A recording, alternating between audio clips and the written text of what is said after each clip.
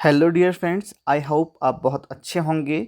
आज की इस वीडियो में हम डिस्कस करने वाले हैं क्लास 7th का हिस्ट्री का चैप्टर नंबर 6, नगर व्यापारी और शिल्पी जन, towns trades and craft persons. तो ये जो चैप्टर है इसको हम पहले पूरा का पूरा लाइन वाइज डिस्कस कर चुके हैं।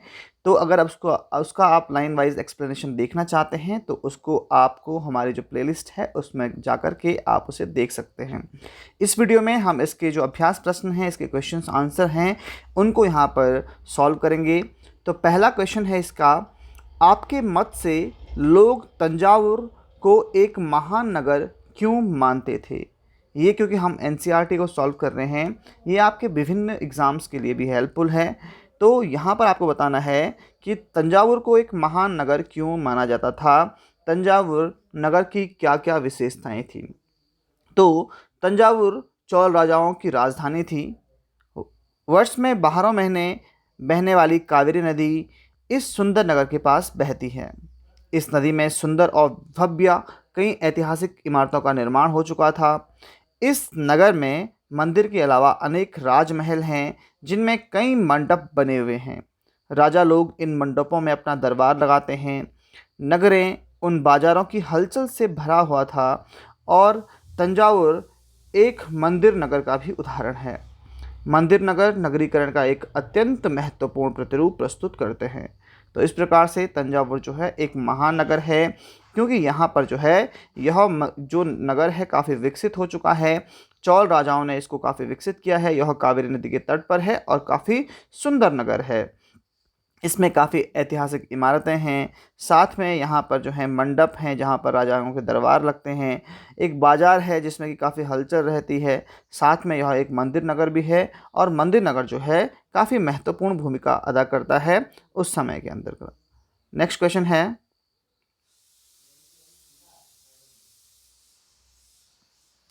आपके विचार से इस प्रविधि के प्रयोग से क्या क्या लाभ थे जो है लुप्त मोम तकनीकी?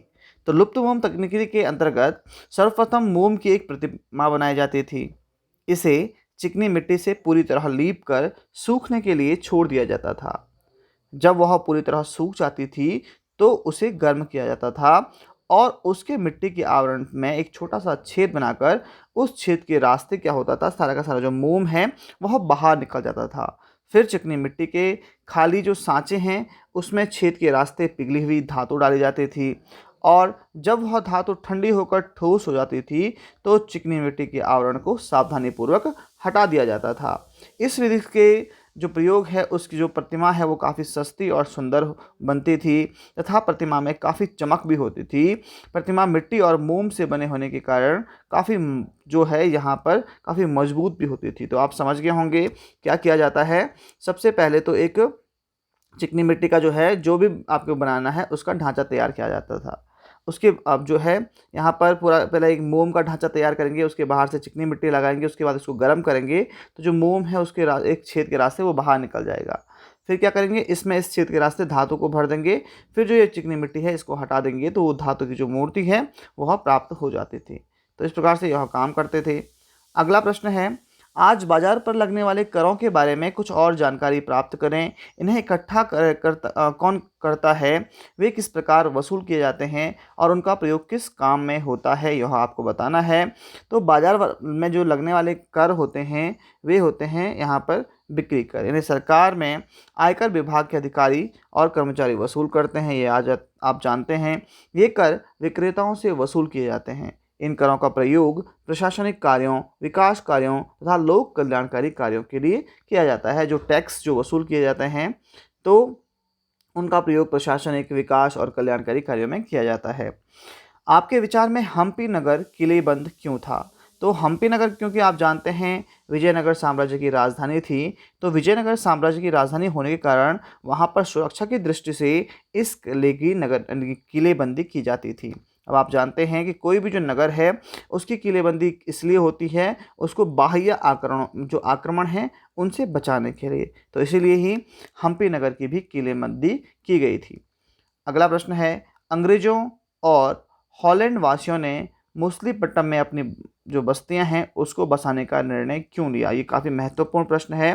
तो जो मछलीपट्टनम जो है, क्योंकि वह क्या है, समुद्र के किनारे बसा हुआ है। पहले यहाँ पर मछुआरे रहते थे, लेकिन धीरे धीरे व्यापारी लोग भी यहाँ रहने लग गए।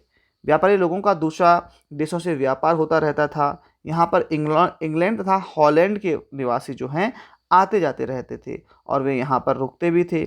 इस स्थान पर जहाज़ों के लिए लंगर डालने की जो व्यवस्था थी वहाँ पर हो गई थी। व्यापारिक सुविधाओं के कारण ही अंग्रेज़ों और हॉलैंड वासियों ने मछलीपट्टनम में अपनी बस्तियां बसाने का निर्णय लिया, क्योंकि यहाँ क्या है, समुद्र के किनारे था। तो समुद्र के किनारे यहाँ पर क्या हो रहा है, वो डायरेक्ट आ सकते हैं और यहाँ पर इनके व्यापार के लिए जो है संभावनाएं हैं।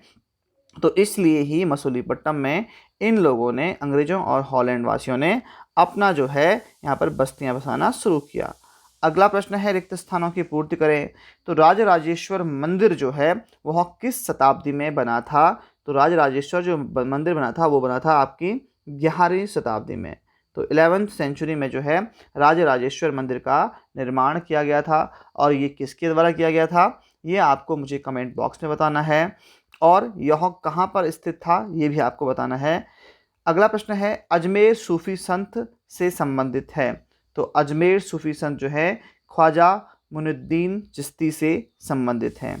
हम्पी साम्राज्य की राजधानी थी। तो आप जानते हैं हम्पी जो है एक विशाल साम्राज्य था जिसका नाम था विजयनगर साम्राज्य, उसी की राजधानी थी हम्पी। और ये बहुत ही क्या था, समृद्ध शहर भी था। अगला है, हॉलैंड वासियों ने आंध्र प्रदेश में अपनी बस्तियां जो हैं कहाँ पर बसाई? तो अभी हमने डिस्कस किया था कि हॉलैंड वासियों और जो ब्रिटेन के जो वासी थे उन्होंने जो अपनी जो बस्तियां हैं वो बसाई थी मछलीपट्टनम में। तो जो इसका आंसर है वो है मछलीपट्टनम। अगला प्रश्न है, तंजावुर नगर को जल की आपूर्ति कैसे की जाती थी? तो तंजावुर नगर को जल की आपूर्ति कुओं और तालाबों के द्वारा की जाती थी। अगला प्रश्न है, मद्रास जैसे बड़े नगरों में स्थित ब्लैक टाउन्स में कौन रहता था? तो ब्लैक टाउन्स में भारतीय व्यापारी, शिल्पकार, औद्योगिक मजदूर एवं अन्य क्षेत्रों में काम करने वाले मजदूर तथा कर्मचारी लोग रहा करते थे। इनकी ब्लैक टाउन्स कौन किसके लिए था? शिल्पकारों के लिए, औद्योगिक मजदूरों के लिए और व्यापारियों के लिए यह था। अगला प्रश्न है, आपके विचार में मंदिरों के आसपास नगर क्यों विकसित हुए?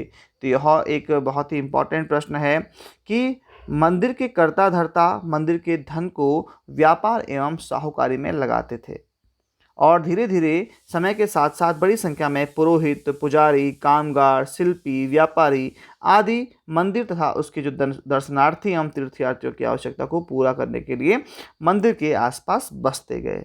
मंदिर के दर्शनार्थी भी दान दक्षिणा दिया करते थे तथा राजा द्वारा भी भूमि एवं धन अनुदान में दिए जाते थे।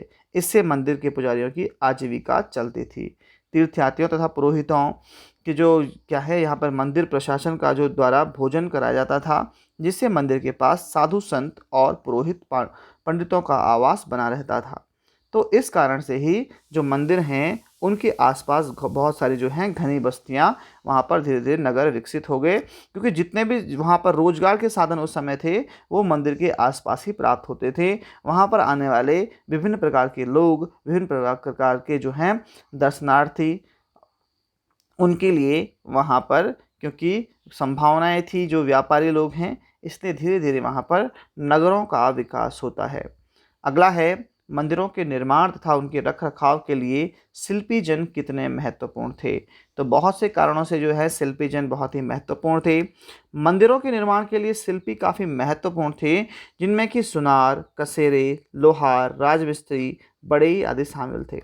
शिल्पीकार मंदिरों को सुंदर बनाने में काफ़ी महत्वपूर्ण भूमिका निभाते थे। शिल्पकार ही मंदिरों के विभिन्न भागों को निर्मित करते थे। मंदिरों को कलात्मक रूप से सजाने का कार्य भी शिल्पकार ही करते थे, इसीलिए इनकी बहुत ही महत्वपूर्ण भूमिका हो जाती है मंदिरों के निर्माण और रख रखाव के लिए।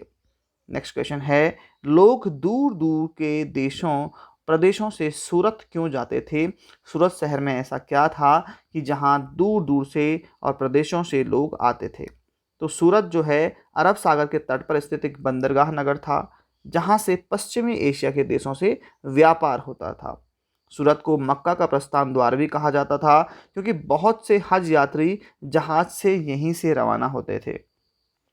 सूरत शिल्प उद्योग का भी प्रमुख केंद्र था, जिससे काफ़ी संख्या में लोगों को रोजगार मिला हुआ था। और सूरत एक व्यापारिक नगर भी था, जहां पर कई वस्तुओं को थोक और फुटकर व्यापार वहां पर होता था। तो इसलिए जो है बहुत दूर दूर से जो देश प्रदेशों के लोग हैं वे सूरत आते थे। अगला प्रश्न है, कलकत्ता जैसे नगरों में शिल्प उत्पादन तंजावुर जैसे नगरों के शिल्प उत्पादन से किस प्रकार से भिन्न है? तो तंजावुर कलकत्ता से पहले का विकसित नगर है, इसलिए तंजावुर में शिल्प का उत्पादन कलकत्ता से पहले शुरू हो गया था। दोनों नगरों के शिल्प उत्पादक जो थे उनमें काफ़ी भिन्नता थी। कलकत्ता में मुख्यतः शिल्प उत्पादन जो है वो सूती, रेशमी तथा जूट उत्पादन तक ही सीमित था, लेकिन तंजावुर में सूती वस्त्रों के अतिरिक्त कांस्य की मूर्तियाँ, धातु के दीपदान, मंदिरों के घंटे, आभूषणों आदि पैमाने पर यहाँ पर बहुत ज़्यादा बड़े पैमाने पर इनका निर्माण होता था। और क्योंकि यह क्या था, एक मंदिर नगर था, इसलिए भी यह क्या है, शिल्प उत्पादन के लिए महत्वपूर्ण भूमिका अदा करता था। क्वेश्चन नंबर 10 है, सौदागरों को किन किन समस्याओं का सामना करना पड़ता था? आपके विचार में क्या वैसे कुछ समस्याएं आज भी मौजूद हैं? तो सौदागरों को निम्नलिखित जो समस्याएं हैं उनका यहाँ पर सामना करना पड़ता था। तो व्यापारियों को अनेक राज्यों तथा जंगलों में से होकर गुजरना पड़ता था, इसलिए वे आमतौर पर काफिले बनाकर एक साथ यात्रा करते थे। सौदागर अपने हितों की रक्षा के लिए व्यापार संघ, जिसको गिल्ड कहा जाता था, वो बनाते थे। उन्हें विभिन्न प्रकार के कर चुकाने पड़ते थे। प्राचीन व मध्यकाल में यातायात के रूप में बैलगाड़ी, घोड़ा गाड़ी या नावें आदि प्रमुख थीं, अर्थात यातायात के साधन भी पर्याप्त मात्रा में नहीं थे। अब डिस्कस करते हैं क्वेश्चन नंबर 2 को, क्योंकि ये ट्रू फॉल्स था। तो हम राजराजेश्वर मंदिर के मूर्तिकार का नाम एक शिलालेख से जानते हैं, क्या ये बात सही है? तो बिल्कुल ये बात सही है, क्योंकि वहाँ पर जो है एक शिलालेख में वहाँ के जो मूर्तिकार हैं उसका नाम लिखा हुआ है। क्योंकि हमने ये क्वेश्चन पहले डिस्कस किया हुआ है, आप भी सर्च कर सकते हैं, तो आप इसको ढूंढिएगा और मुझे बताइएगा कि राजराजेश्वर मंदिर के जो मूर्तिकार था उसका क्या नाम था। अगला प्रश्न है, सौदागर लोग काफिलों में यात्रा करने के बजाय अकेले यात्रा करना अधिक पसंद करते थे। तो अभी हमने डिस्कस किया ऐसा नहीं है, क्योंकि सब के सब जो हैं वे काफिलों में यात्रा करते थे। और कारण क्या हो सकता है? कारण यही है कि रास्ते में जो होते हैं लुटेरे होते हैं जो कि लूट सकते हैं, तो इसलिए जो है वहाँ पर काफिले में यात्रा करना वो ज़्यादा पसंद करते थे। अगला है, काबुल हाथियों के व्यापार का प्रमुख केंद्र था। तो क्या ये सही है? तो ये सही नहीं है, तो इसका आंसर है रॉन्ग, ये गलत है। अगला प्रश्न है, सूरत बंगाल की खाड़ी पर स्थित एक महत्वपूर्ण व्यापारिक पत्तन था। तो ये गलत है। सूरत जो है अरब सागर पे एक महत्वपूर्ण व्यापारिक पत्तन है, न कि बंगाल की खाड़ी पर, इसलिए ये हो जाता है रॉन्ग। तो केवल यहाँ पर एक ही आंसर सही है। तो इस प्रकार से हमने जो है इस चैप्टर नगर व्यापारी और शिल्पी जन, जो कि चैप्टर नंबर 6 है एनसीईआरटी बुक क्लास 7th का, तो इसको डिस्कस कर लिया है। आई होप कि आपको यहाँ पर इन क्वेश्चंस को सॉल्व करने और समझने में काफ़ी आसानी होगी। तो आज की वीडियो में इतना ही। वीडियो को देखने के लिए आपका बहुत बहुत शुक्रिया।